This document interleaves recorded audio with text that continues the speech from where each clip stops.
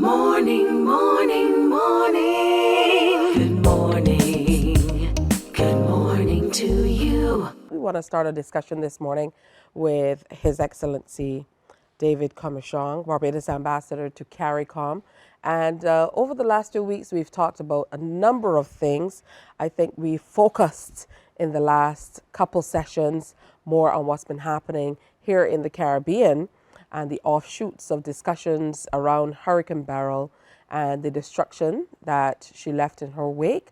And today we're going to double back to some other areas that were tackled before. So good morning to you, Mr. Comissiong. Good to have you with us. Good morning, Tisha. It's a pleasure to be here. As always. So recently you were in St. Martin to deliver a very important address.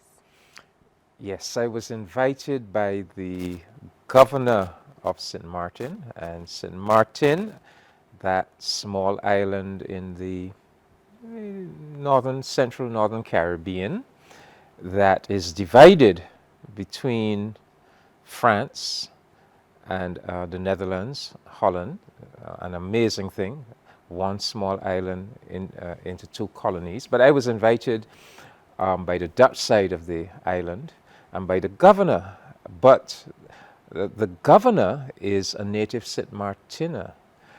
And I was happy to go because you remember a few weeks ago we had that discussion about the large number of colonies remaining in the Caribbean.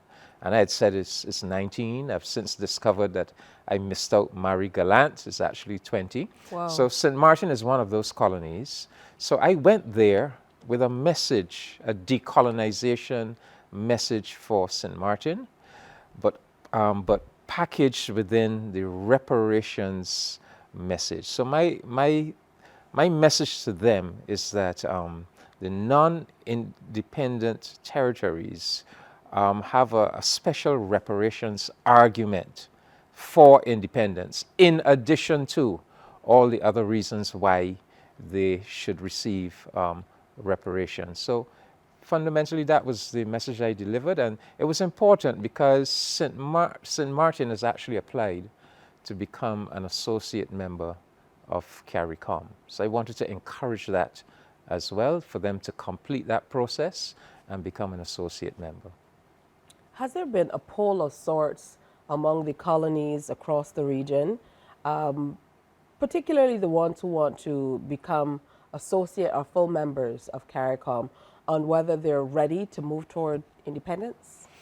Well, there are different processes in all of these different colonies. Sometimes, yes, sometimes they fight for and they get the opportunity to have a poll. But what is happening now is that the colonial powers, unlike back in the 1960s when our countries got their independence, and there was this sentiment at that time that the correct course of action was independence.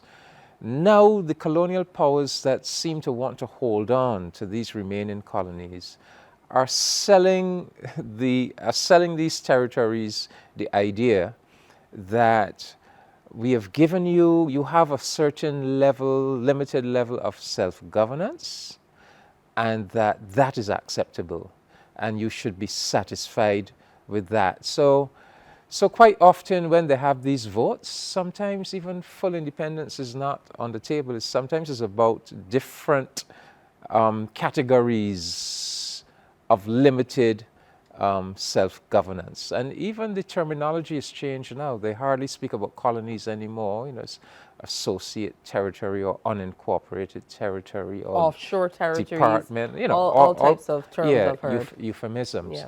So, but the reparations argument and the reparations logic helps people to cut through all of that fog and really get to the critical issue of self-determination and nationhood. So I went there on a mission really to present that reparations argument for decolonization and nationhood. And I think what it says too, is that reparations is a whole lot more than people tried to make it out to be years ago, because people seem to think that reparations or asking for reparations meant that you were standing around simply asking for money.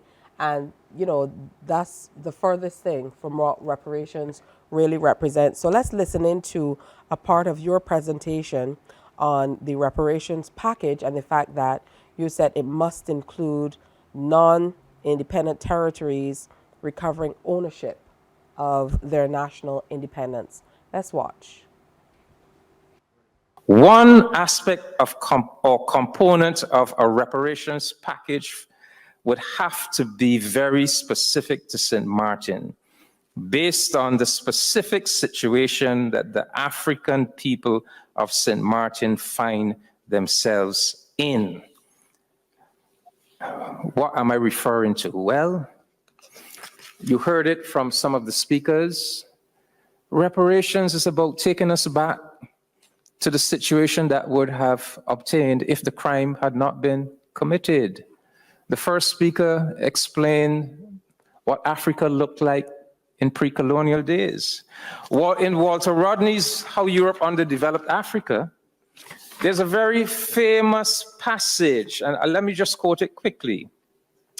Several historians of Africa have pointed out that after surveying the developed areas of the continent in the 15th century and those within Europe at the same date, the difference between the two was in no way to Africa's discredit.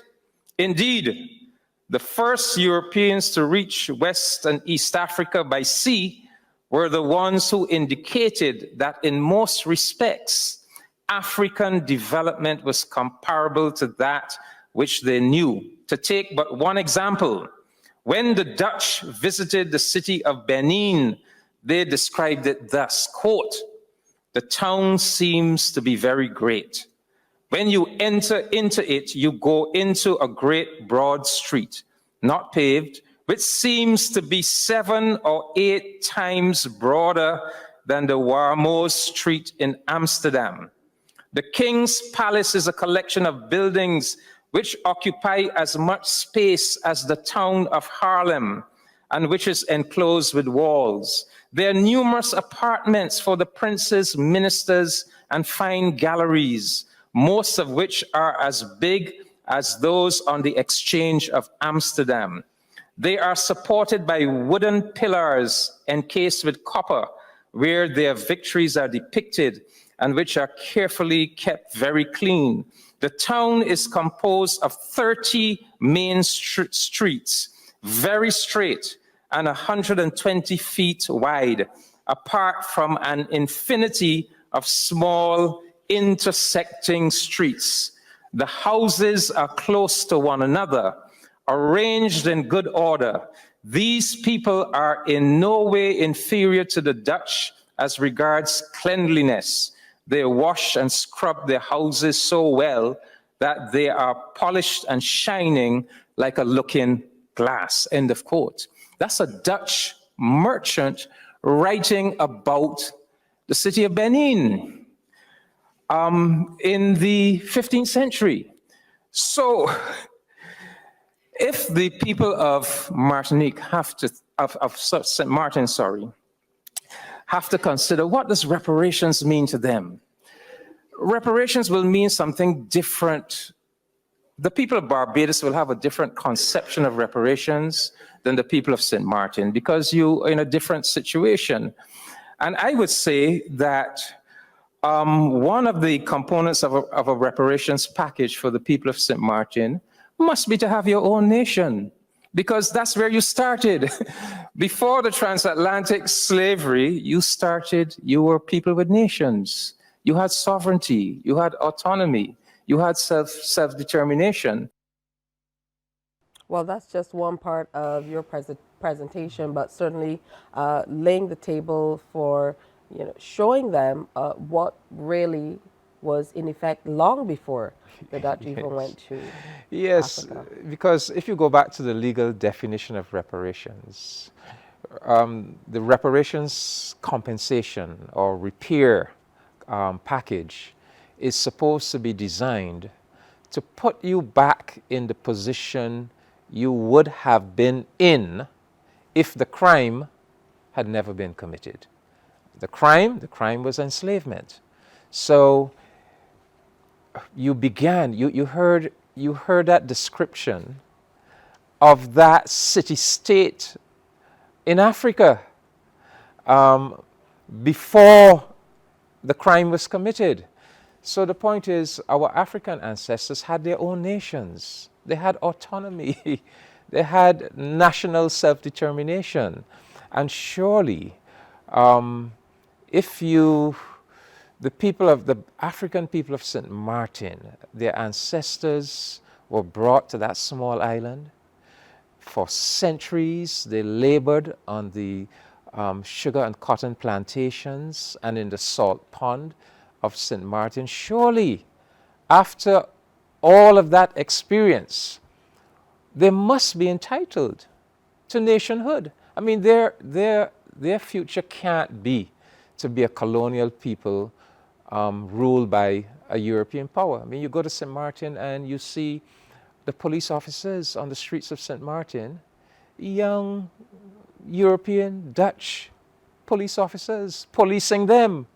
You know, so surely, after all that their ancestors have been through, they must be entitled as part of their reparations package. That's why I said it's not relevant to us in Barbados because we are already an independent nation. But for them, thinking about reparations, first and foremost, has to be a recovery of our nationhood. And you outlined a 10-point reparations plan that involved fundamental revamping of the international economic order. Can you lay that bare for us? Well, what I was trying to do, I was trying to present all of the different aspects of reparations. So the first one was this idea of nationhood, which I said, look, this is only relevant to you, the still non-independent territories. That aspect of reparations would not be relevant to the independent countries. But then, in addition to that now, there are these other dimensions of reparations that are relevant to all of us. One of those dimensions is the repair measures that all of us that were subjected to enslavement in the Caribbean are entitled to, and that is captured in the CARICOM 10-point. CARICOM has put forward this 10-point demand for reparations.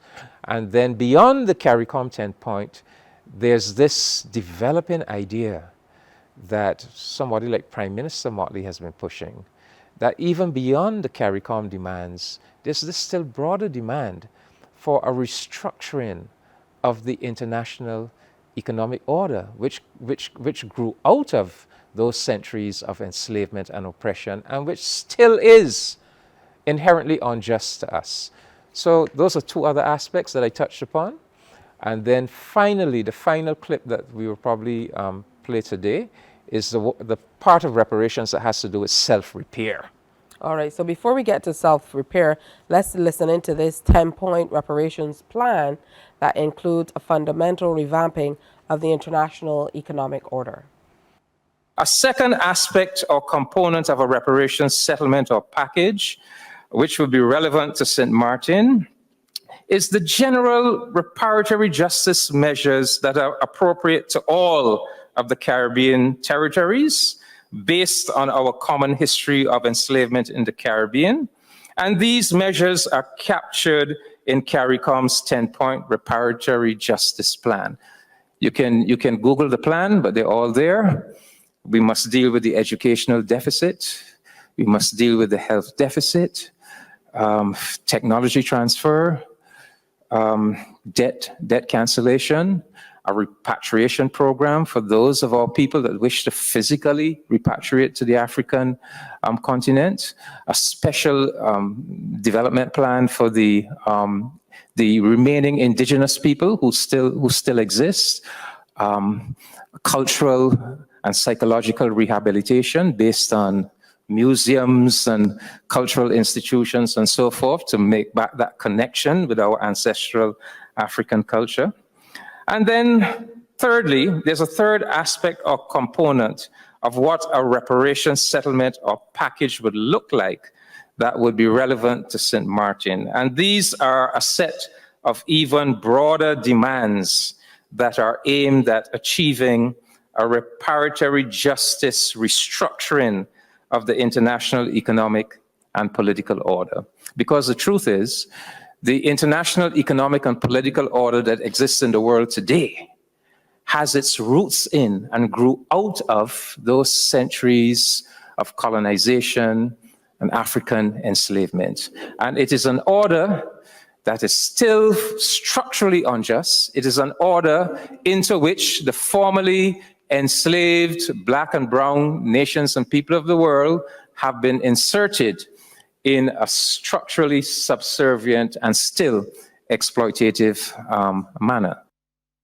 Definitely some very interesting areas to look into. It really honed in on 10 very important areas that you see as part of a 10-point reparations plan. Let's talk about some of the major parts of that presentation. Well, that's something that all of us in CARICOM should be aware of, because that is the CARICOM 10-point reparations plan.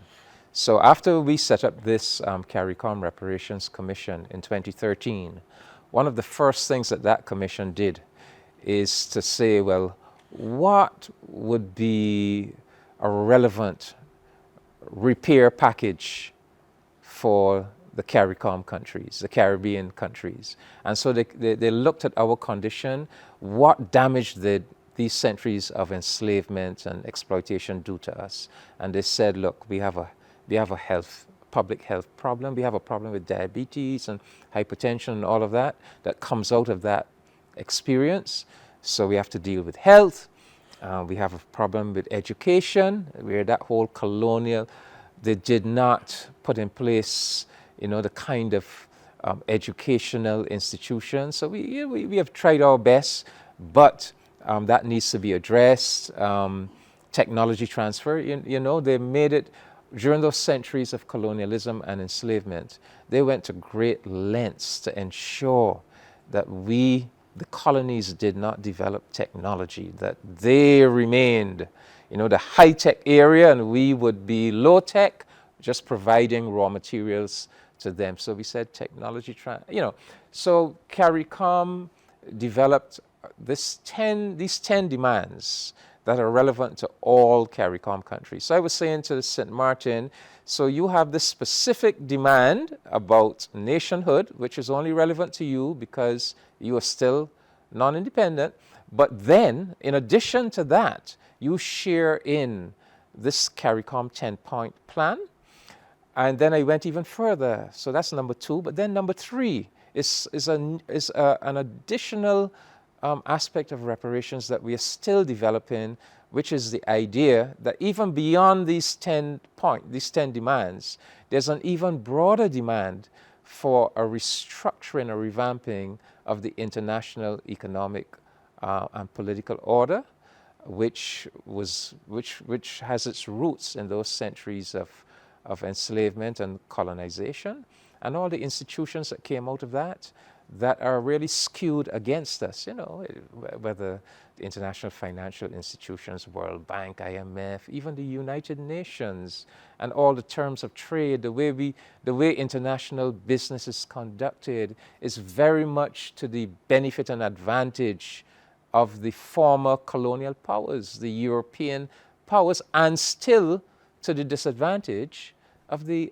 African and Caribbean nations. So that's a new evolving component of reparations. Because bear in mind, reparations is really about how do we repair the damage? How do we reestablish the situation that would have been if the crime had never been committed in the first place? So that's the guiding principle for reparations. And this is why in the Caribbean, we don't think of reparations in terms of like individual money payment. We more think of it, if that crime had not been committed, what kind of development national, collective development would we have enjoyed and that we are really entitled to today? And how can we, with the help of these wealthy countries that are liable, that are responsible, how could we now put that situation in place? And to bring home the impacts a little bit more, recently I was watching UETV, and I happened upon a lecture by Sir Hilary, and he was talking about the fact that Caribbean people don't necessarily respond to drugs for non-communicable diseases in the same way that people of African descent in other parts of the world do, owing to maybe factors unknown. And that struck me in an interesting way, because what it says that, you know, being in this part of the world, we have now kind of morphed or developed, you know, certain traits that have kind of distanced us from people of similar heritage from other parts of the world. So even that is important for us to be able to explore so that we can truly take care of self. And this brings us to your third part of the presentation. Yes, well then so when we look at what is owed to us by the wealthy countries that exploited us, enslaved us, and benefited from that exploitation and enslavement, and we make all our demands directed at them. But then there's a final part of repairing the damage that they can't do, that we have to do for ourselves. And that's the last message I left with the audience in St. Martin was about that final component of self-repair. Yeah. All right, so let's listen to that part of the presentation. Internal self-repair. Aspect of reparations that I would want to mention is the self-repair, because, you know, I call us a miracle people. We resisted, we survived the most. We were brought to locations of terrible barbarism and evil, those early slave societies. But we somehow managed to protect our inherent humanity. We didn't allow it to destroy us. We were able to resist, not just physically and militarily, but culturally as well. And we were able to transform those locations of barbarism into meaningful, nurturing, creative human societies, such as the ones that exist in the Caribbean today. And we did it with very little. We are miracle people creating virtually something out of nothing. And so we are tremendous people, but we do know that every people that go through trauma are somehow marked by that trauma. And so we have to be conscious that we need to also engage as part of reparations in a process of self-repair. It means that we must be willing to look within ourselves, within our own psyches, within our national cultures, and where we discern any elements of notions, vestiges of Black inferiority and white superiority, to identify them and to extirpate them, to remove them. So that is part of the job that we have to do. We all struggle with that. We struggle with it in the independent countries. You will struggle with it even more. It'll be even more difficult for you if you remain in a colonial situation. So I can't prescribe for St. Martin, but I can only tell you the Barbados experience. And the Barbados experience is that, you know, our ancestors from 1675 demonstrated that they wanted to recover that autonomy and self-determination that they had on the African continent. And so we see that as a big part of reparations. Thank you very much. What a presentation.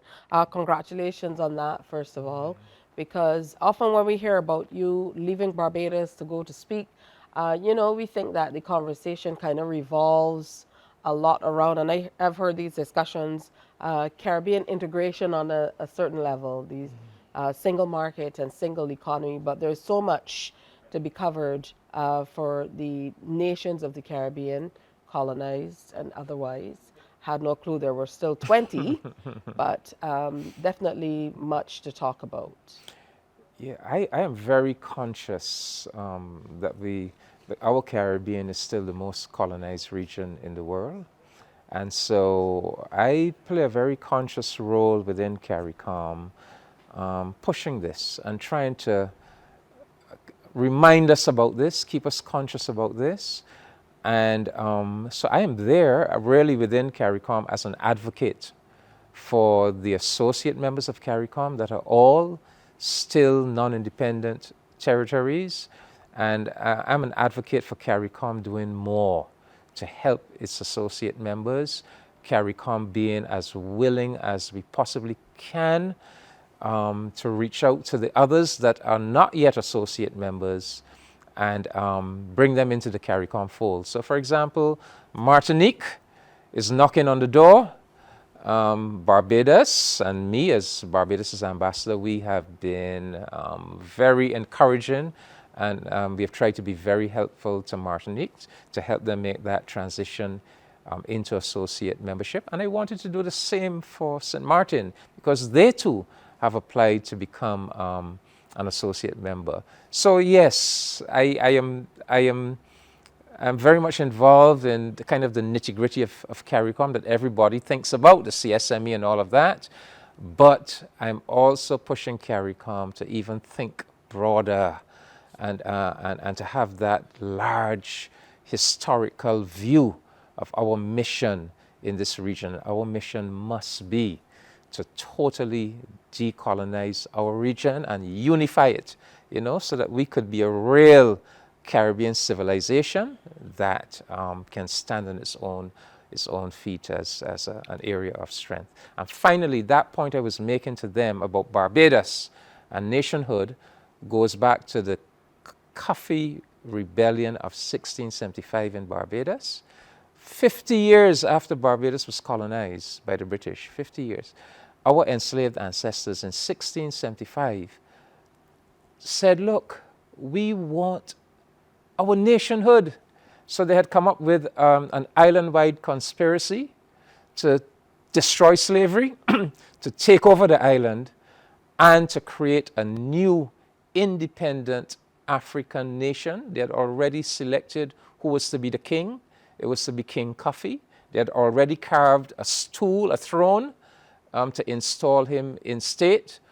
So the point I was making to them is that nationhood has always been, to regain nationhood, has always been an ambition of our enslaved ancestors. And the earliest example of it is actually in Barbados with the King Coffee Rebellion of 1675. What do you think has moved Caribbean people's level of consciousness to the place where we're seeing so many states now open, even open to discussion about reparations? Not so long ago, I seem to recall that there wasn't much support for any discussion on reparations, far less a 10-point plan that includes everything that you laid out in your very insightful and thought-provoking, I must say, presentation. So what do you think has moved Caribbean people to this next plane, so to speak? A lot of hard work by a lot of activists on the ground. I remember when we first got involved with the preparing for the United Nations World Conference Against Racism in 2001, when we started with the preparatory meetings in Chile, the Americas region meeting in 1999. The only two CARICOM delegations there were Barbados and Jamaica, right? So I was there. Prime Minister Motley, back then she was a Minister of Education and Culture, Dr. George Bell, Sir Hilary Beckles. We did a lot of work from the Barbados side, and then the Jamaicans also did work. Ambassador Dudley Thompson, who is now passed on. So yes, a lot of hard activism, a lot of brilliant scholarship by people like Sir Hilary and Professor Vereen Shepherd and so forth, researching the history, writing the history books such as Britain's Black Debt, how Britain underdeveloped the Caribbean. And of course, we even go back further, the great Walter Rodney with his classic, How Europe Underdeveloped Africa, which has always provided guidance for us from way back in the 1970s. So I would have to credit the unrelenting work of our activists and our scholars. Absolutely. And I mean, the work continues. I must say that I reached out to the University of the West Indies just last week about a project, and I had a conversation with Dr. Carter. And I mean, immediately he jumped on board, no questions, really asked without any great detail. They're always willing to share in the history department, to share, get out, and, unearth whatever has been hiding or is waiting to be unearthed for us to be really able to kind of get a hold on our history. I call scholars like Dr. Henderson Carter, these are public intellectuals. Yeah. These are scholars who are always willing to put their scholarship at the service of the wider community. People like Trevor Marshall, even before him, people like Ralph Gonzalez when he was a lecturer here in Barbados, Neville Duncan. There are those special, in another field, economics, Wendell McLean, for example. Sir Hilary when he was a scholar here in Barbados. So there are those special scholars who recognize that they are not only to function within the academy, but they must put their knowledge and their scholarship at the service of the wider community. You just brought back all kinds of memories when you said Neville Duncan, plus the accent.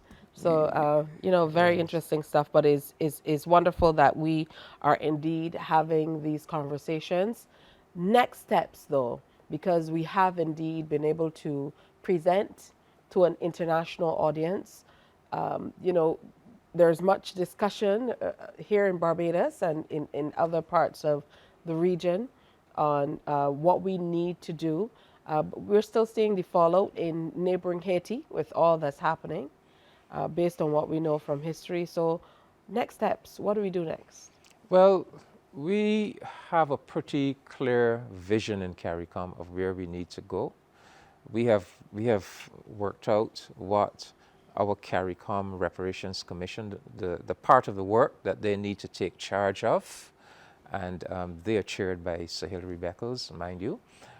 We have looked at our Prime Ministerial Subcommittee on Reparations, and we have worked out what part of the agenda they must take charge of. That's chaired by Prime Minister Motley. Barbados is the permanent chair of that commission. We have also worked out that we must develop this partnership with Africa. We must, because there's so much benefit if we can bring Africa with us, with all the weight and power of the African continent, all those member states. So we have a pretty good idea, Tisha, of where we need to go. It is now for us to do it. I would say part of our problem is that we struggle with limited resources.